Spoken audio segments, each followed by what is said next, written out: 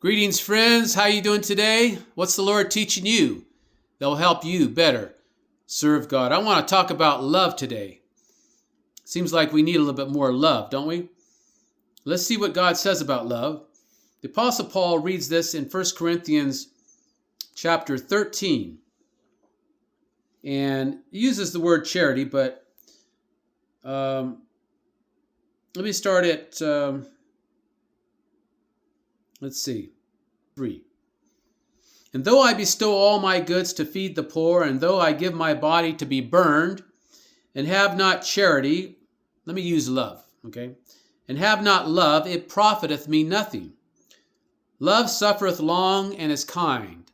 Love envieth not.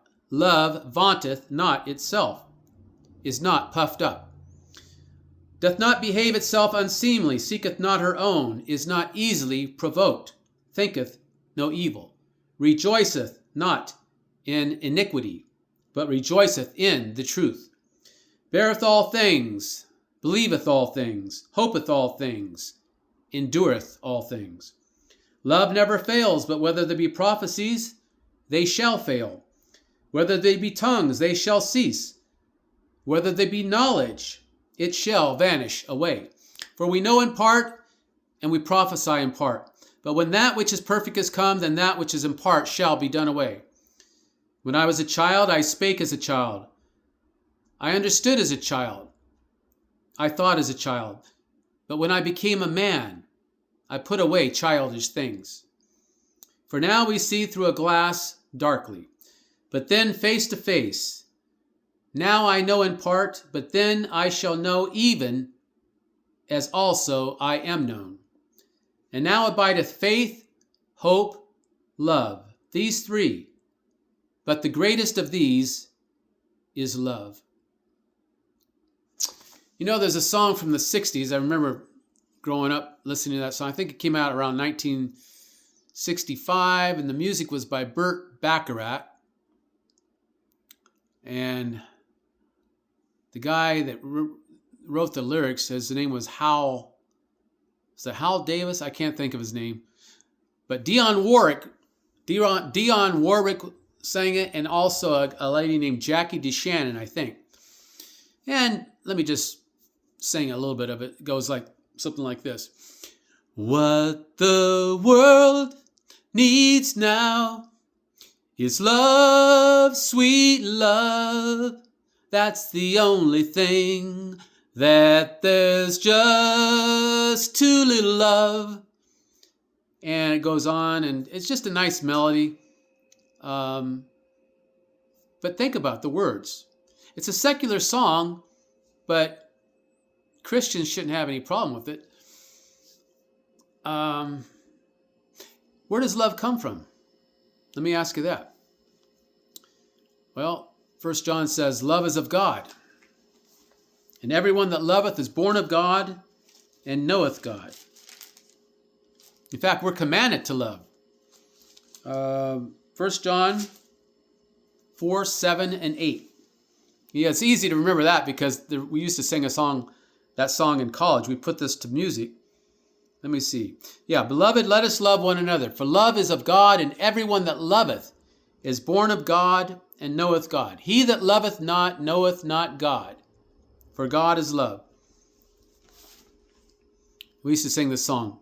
Maybe you remember it. It goes, beloved, let us love one another. For love is of God, and everyone that loveth is born of God and knoweth God. He that loveth not knoweth not God, for God is love.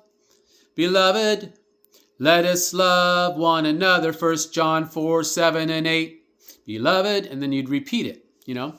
I like songs like that. There's a lot of them.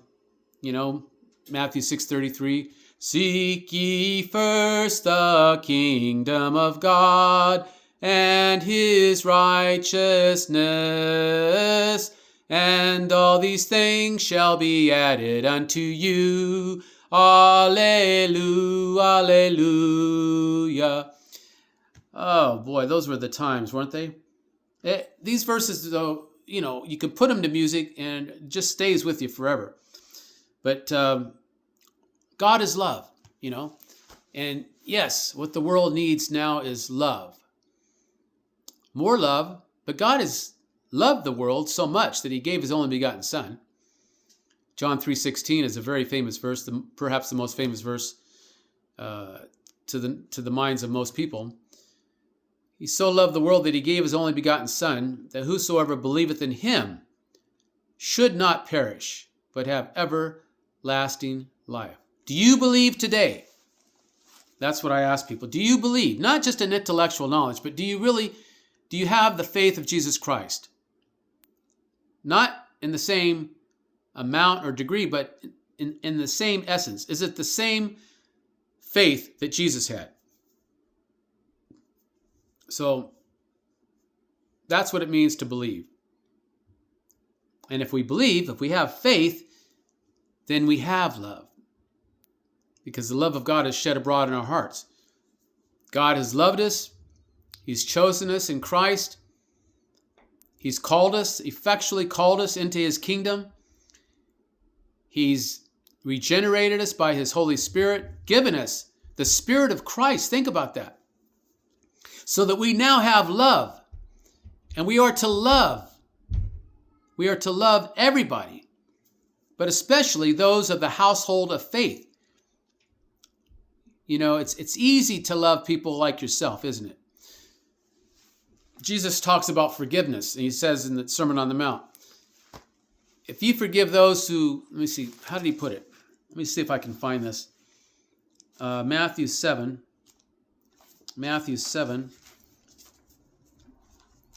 He says, if you forgive those who forgive you, what reward do you have? Is that the verse? Let me see. 7. Maybe it's 5. I think it's 5 actually. Yeah.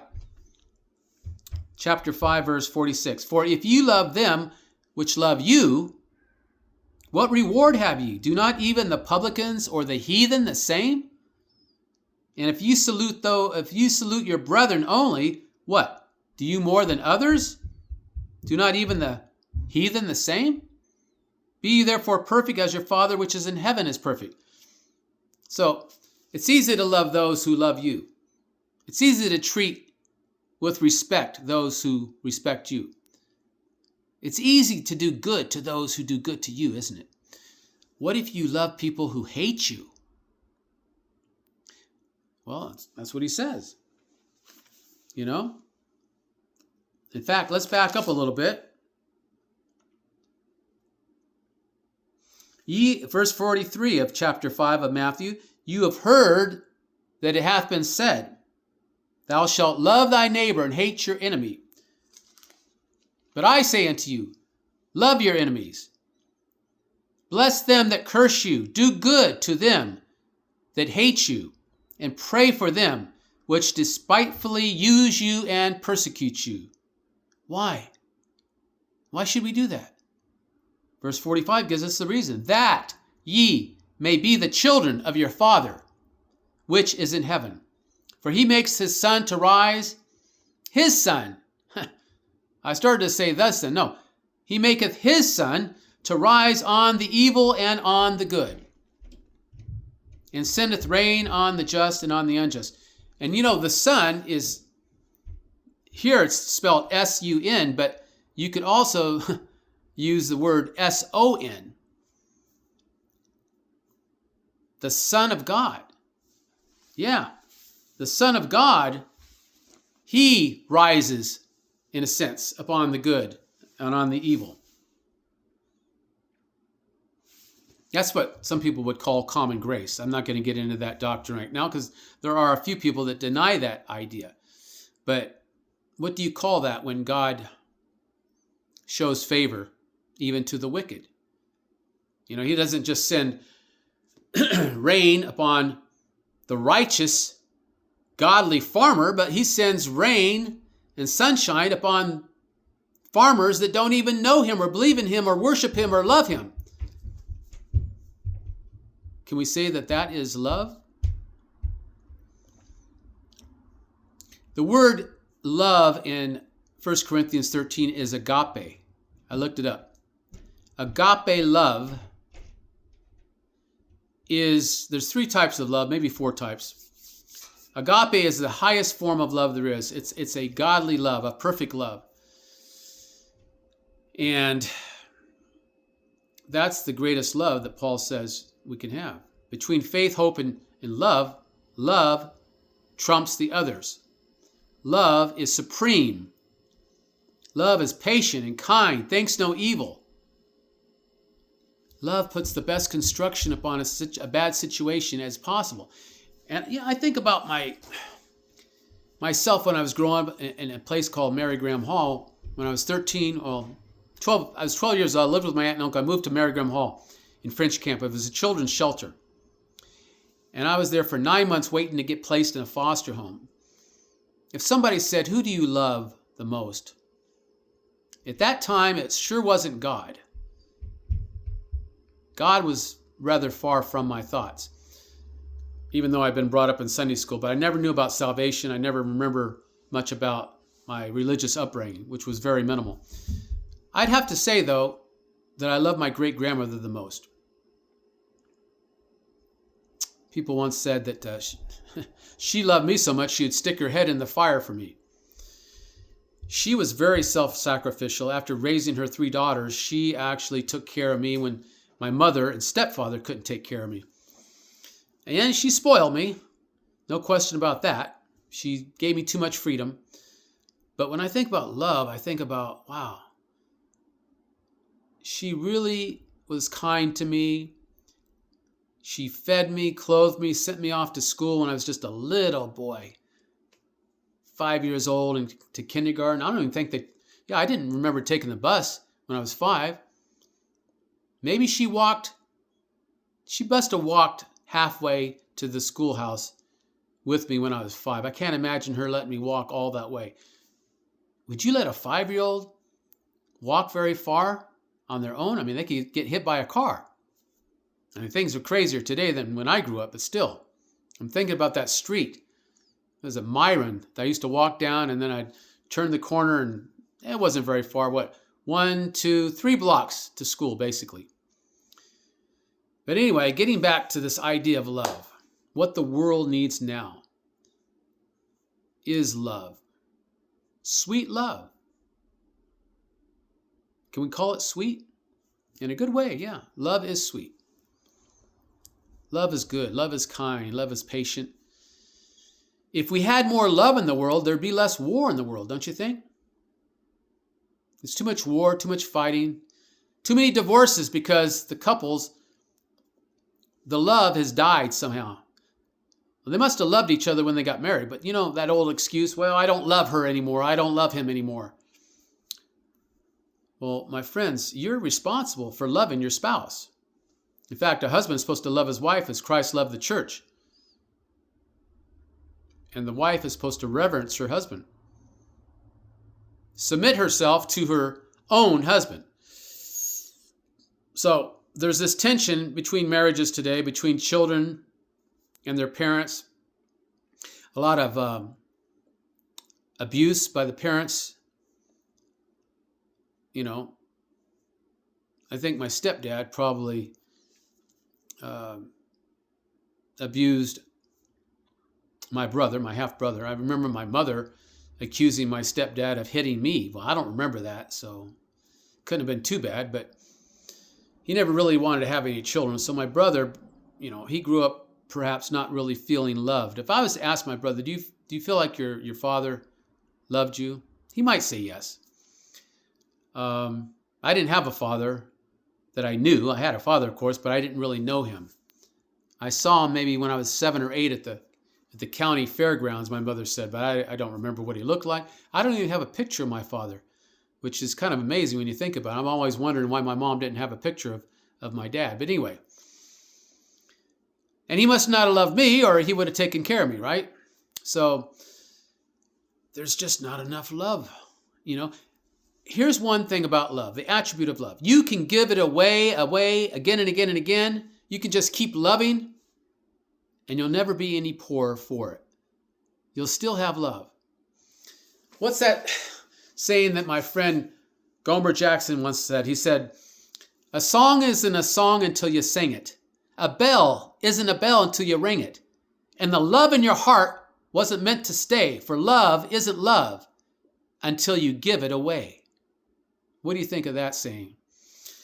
Well, love does give, for God so loved the world that he gave his only begotten Son. Yeah, when you love somebody, you give yourself to them. You give your time. You give your talent. Give your energy. Give yourself to whoever you love. My great-grandmother definitely did that for me. So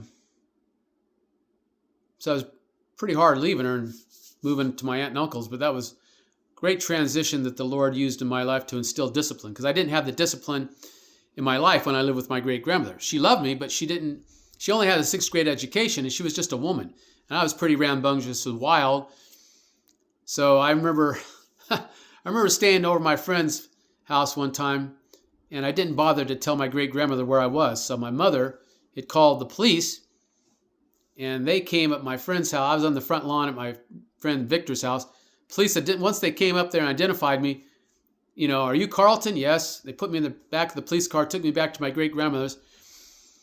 And I remember them marching me up to the front steps. I was out, I saw my friends to the side next door, and I was getting ready to go over where they were. I thought I was really smart and cute, The cop just probably grabbed me by the shoulder or the back of the neck and directed me right to my front door. And I don't remember what they said, my great-grandmother and my mother, but obviously my great-grandmother wasn't all that worried as my mother was. And rightly so, by the way. My great-grandmother, she trusted me, and I did a lot of things I shouldn't have done, but she knew me pretty well. She probably knew I was either staying after school or over a friend's house. But my mother didn't know, and so she called the police. But I didn't get any consequences for that. And some people might say, well, how much could she love you if she didn't really discipline you? Well, she did love me. Maybe not in the way that she should have. There's the agape love, and then there's a phileo love, and the Greek word phileo, Phileo, I believe. Phileo is like a friendship love, I believe. And then there's an eros love, E-R-O-S, which is a sensual, sexual love. There might be one more Greek word for love, I'm not sure. Sturge, I heard. The old Sunday school teacher, Doug Summers, used to tell me there was 4 Greek words for love, I'm not sure. One has reference to maybe family love, familial love, but I'm not a Greek scholar, so I don't know. I do know there's an eros love, a phileo love, and an agape love. And agape love is the greatest love. Well, anyway, please share your comments and let me know what you think. Give me a thumbs up, and let's be thankful for what we have. Let's be thankful for those who love us, and let's love those who are not thankful, who are thankless. They need love. The love of God, is what really changes our hearts. The love of God. And what does the Bible say? I can't remember where this verse is, but it says, those whom he loves, he chastises as children. My great-grandmother did break a few rulers on my back. I mean, that's the best she knew how to do. And so that was a form of chastisement, but I was really stubborn, and it's a good thing I went with my aunt and uncle, actually, because they disciplined me. They spanked me. They laid down some rules and some chores that I had to do. I don't remember any work that I did at my great-grandmother, but thank God that my aunt and uncle made me do my work, physical chores, make the table, make my bed, vacuum, mow the lawn, pick up the poop, take out the garbage, set the table, clear the table, do the dishes. I mean, I did quite a bit of work for my age. And they also helped me because they were school teachers. They helped me with my homework and that. So I know my aunt loved me. I'm not sure how much my uncle loved me, but obviously he had affection toward me. He wanted me to do well in sports, and he was a coach. So, um, but anyway, a lot to think about. Think about those that you need to love more and start showing more love. You know, there's so much that can be said. There's books that have been written on the subject of love. So I'm just touching the surface. Anyway, hope you enjoyed this. Share it with your friends. Until we meet again, may the Lord richly bless you. Have a good day.